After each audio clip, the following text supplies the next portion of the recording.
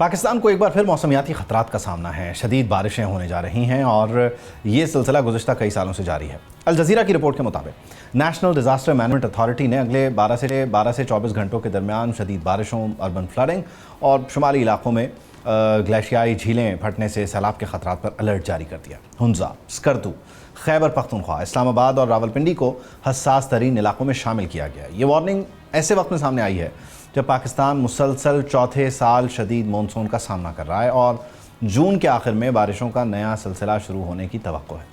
गुज़श्ता साल मानसून बारिशों से 1000 से ज़ायद अफराद जान की बाजी हार गए थे, जबकि 30 लाख से ज़्यादा लोग बेघर हुए थे।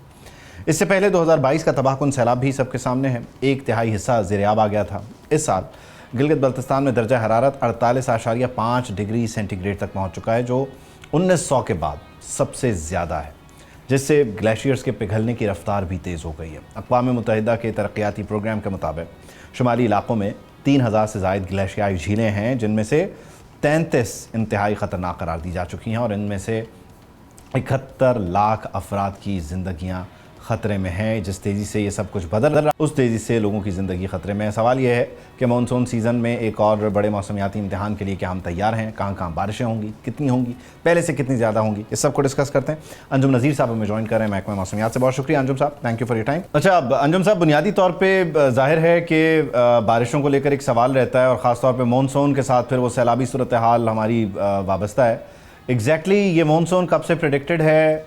सूरत हाल इस वक्त एग्जैक्टली क्या है? क्या तैयारी करनी है, कब से करनी है और ये बारिशें होंगी कहाँ कहाँ? जी देखें, बिल्कुल 10 तारीख बल्कि 9 तारीख को 9 जून को जो है पीएमडी ने जो मानसून की एडवाइजरी है वो इशू की थी, जो कि हम जुलाई से सितंबर तक जो है पाकिस्तान में मानसून सीज़न होता है। और उस बारे में बता दिया गया कि बारिशें इस साल मामूल से कम होंगी due to El Nino factor, क्योंकि अल नीनो जो है वो सब कॉन्टिनेंट की जो मानसून रेनफॉल है उसको सप्रेस करता है। इसमें जो हमारे मानसूनल बेल्ट्स हैं, स्पेशली जो नॉर्थ ईस्टर्न पंजाब, उसके साथ साथ सिंध, सदर्न पंजाब के अक्सर इलाके और नॉर्थ ईस्टर्न जो बलूचिस्तान का एरिया है, ये बेसिकली हमारा मानसून पॉर्न एरिया है और यहाँ पर हम एक्सपेक्ट कर रहे हैं कि बिलो नॉर्मल रेनफॉल्स होंगी। जबकि अगर हम बात करें नॉर्थ वेस्टर्न पाकिस्तान की, जिसमें केपीके के इलाके आ जाते हैं, कुछ हिस्सा पोटोहार का, देन जीबी और केपीके के अपर इलाके, यहाँ पर जो बारिश है वो मामूल के मुताबिक या मामूल से थोड़ी सी ज़्यादा हो सकती है, क्योंकि मगरिबी हवाओं के सिलसिले जो हैं वो मुसलसल तवातर से मुल्क को मुतासिर कर रहे हैं। अच्छा, हम जब बात करें कि खैबर पख्तूनख्वा में बारिशें ज़्यादा होंगी तो हमारे पास पिछले 1-2 जो मानसून स्पेल हैं उनका रिकॉर्ड है। गुज़श्ता साल भी ज़ाहिर है बड़ा परेशान कुन सूरत हाल थी और फिर 2022 के साथ भी हम उसको बार बार रिलेट करते हैं। तो ये उसी इंटेंसिटी की बारिशें हैं, उससे कम हैं, उससे ज़्यादा हैं? देखिए, इंटेंसिटी जो है ना, एक तो लॉन्ग रेंज फोरकास्ट होती है, उसमें हम एवरेजेस की बात करते हैं, जो सीजनल एवरेज होता है कि उसके हिसाब से बारिश कितनी होगी। जब हम स्पेल टू स्पेल बात करते हैं कि जो आने वाला सिलसिला हमें नज़र आ रहा होता है 4 से 5 रोज़ पहले से, कि उसकी स्ट्रेंथ क्या होगी, तो यहाँ पर ये बात बिल्कुल मैं क्लियर करता चलूँ कि इंटेंस क्या कहते हैं सिस्टम आ सकते हैं, जिसमें ईस्टर्न और वेस्टर्न मॉइस्चर का मिलाप हो सकता है इस दौरान। जो जैसे केपीके मैंने बात की, केपीके के स्पेशली जो नॉर्दर्न इलाके हैं या सेंट्रल इलाके हैं, यहाँ पर सूरत हाल हो सकती है, जिसमें कि सैलाबी सूरत हाल भी हो सकती है। और ऑलरेडी जो है वो, अगर हम थोड़ा सा नदन केपी की बात करें या जीबी की बात करें, तो यहाँ पर जो एवरेज ऑफ टेम्परेचर की जो एवरेजेस हैं उससे ज़्यादा जो है दर्जा हरारत रहने के इम्कानात हैं। और साथ साथ जब बारिश के सिलसिले होते हैं तो मेल्टिंग ऑफ स्नो का रेट जो है वो ऑलरेडी ज़्यादा है, तो उसकी वजह से जो है फ्लड लाइक सिचुएशन डेवलप हो सकती है। ठीक है, बहुत शुक्रिया। थैंक नज़ीर साहब हमारे साथ मौजूद थे। आफिया सलाम साहिबा हमें ज्वाइन करी हैं, क्लाइमेट चेंज एक्सपर्ट हैं, उनको शामिल गुफ्तगू करते हैं। आफिया साहिबा, बहुत शुक्रिया, thank you for your time.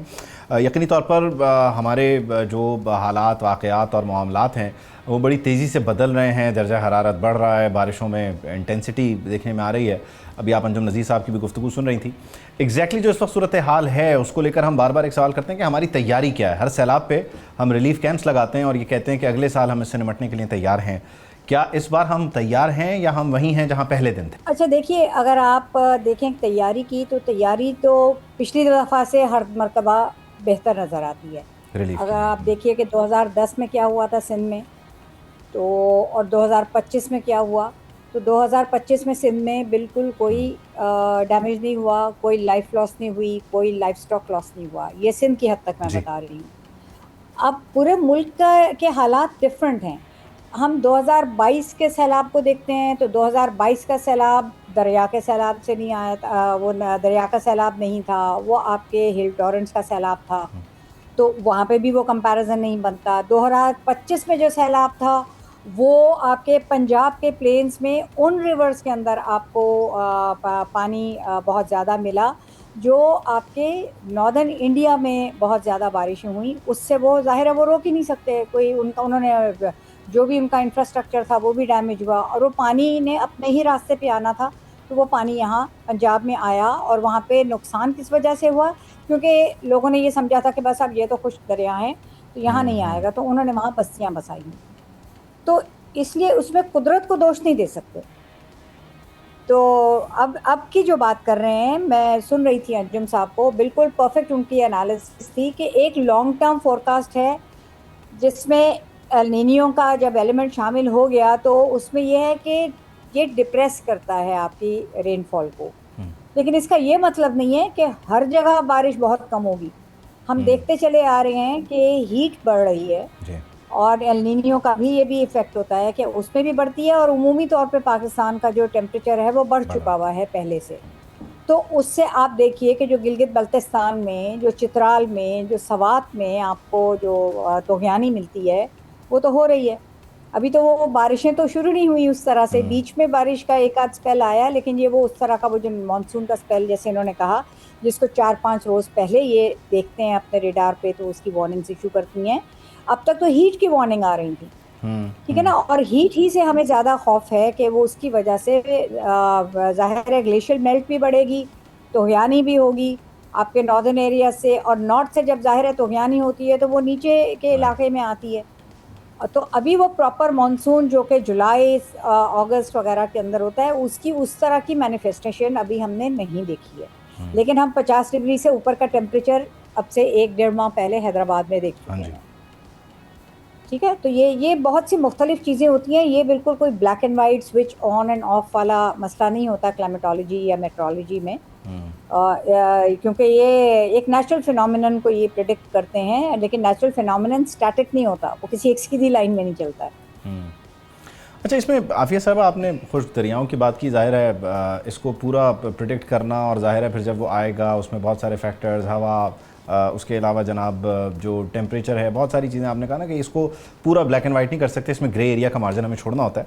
लेकिन जाहिर है हम लोग उस ग्रे एरिया को समझे बगैर, जो खुश्क दरियाओं वाली आपने बात की, और हम उसका एक बार नहीं कई बार नुकसान उठा चुके हैं कि हमने सोसाइटीज़ बना ली, हमने रेस्टोरेंट्स बना लिए, तो आप समझती हैं कि इस डायरेक्शन में ज़ाहिर है दरियाई सैलाब के लिए हमने तैयारियां की हैं, हमने कोशिशें की हैं कि हम इन जगहों को, पानी के रास्तों को खाली कर दें ताकि पानी अपनी नेचुरल जगह से जब गुजरे तो नुकसान पहुंचाए बगैर गुजरे?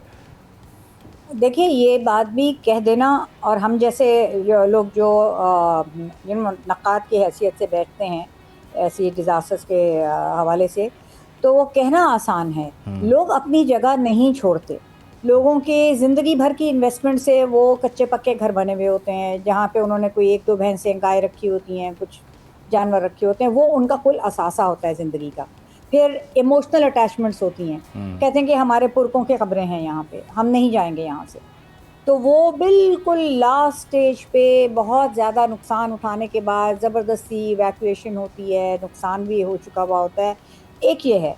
लेकिन इसका ये मतलब नहीं है कि जो इसमें हुकूमत के इदारे हैं वो बरी ज़िम्मा हो सकें, क्योंकि जब उसके अंदर, जब आपको पता चल गया, आपको ये मालूम है कि ये दरिया का रास्ता है, फिर 2010 के सैलाब के बाद से आपने रिवर की जोनिंग भी की है कि इसके दोनों अतराफ कितनी दूर तक कोई भी उसके अंदर स्ट्रक्चर नहीं होना चाहिए, और हत्ता के जो इनको वो बचाव बंद भी कहा जाता है, और आपके खेतों के में आप नज़र आते हैं दरिया के जो पेट में जो कच्चे का इलाका होता है, तो कहें आप, वहाँ जो ज़मींदारी करते हैं लोग वो भी बनाते हैं, वो सब चीज़ें डिमोलिश होनी होती हैं।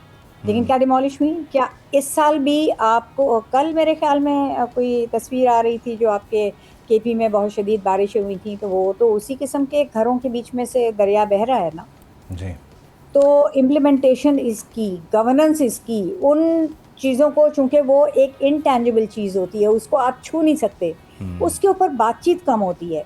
लेकिन अगर उसके ऊपर ज़्यादा बातचीत हो और उसके ऊपर वो प्रेशर आए आप जैसे लोगों की तरफ से, मीडिया की तरफ से, जो एक्सपर्ट्स हैं, सिविल सोसाइटी है, कि आप अपनी गवर्नेंस को बेहतर करें और इंश्योर करें कि वहाँ पे कोई स्ट्रक्चर ना हो। You can not fight it, but आप इसकी थोड़ी सी मैनेजमेंट जो है वो कर सकते हैं। नहीं, थोड़ी नहीं, बहुत ज़्यादा मैनेजमेंट की जरूरत मतलब वो है। पहली ईंट लगने पे आप जाके जो है वो एनफोर्समेंट करें, ना कि पूरा मकान तैयार होने के बाद जो है वो आप जाके रोक रहे हैं। इमारत को तो नहीं आप एनओसीज जो है वो जारी गिराते करते ना, हुए वो ख्याल करें। जी डेफिनेटली, कुदरत गिराती है यस। उसको। बहुत शुक्रिया आफिया सलाम साहब, thank you for joining us. Thank you. Enforcement का बड़ा अमल दखल है, पहली ईंट पे लोगों को रोकें, ना कि आप 5-5, 6-6 मंजिला इमारतों की और होटल्स की और रिजॉर्ट्स की जो है वो अप्रूवल देते रहें। खैर, बारिशें जो है वो रहमत होती हैं, लेकिन वो जहमत में क्यों कन्वर्ट होती हैं, हमें अपने गिरेबान में झांकना होगा और इंतज़ामिया को भी देखना सोचना होगा कि उनसे क्या गलत हो रहा है। सब्सक्राइब करें और बेल दबाएं ताकि कोई खबर रह न जाए।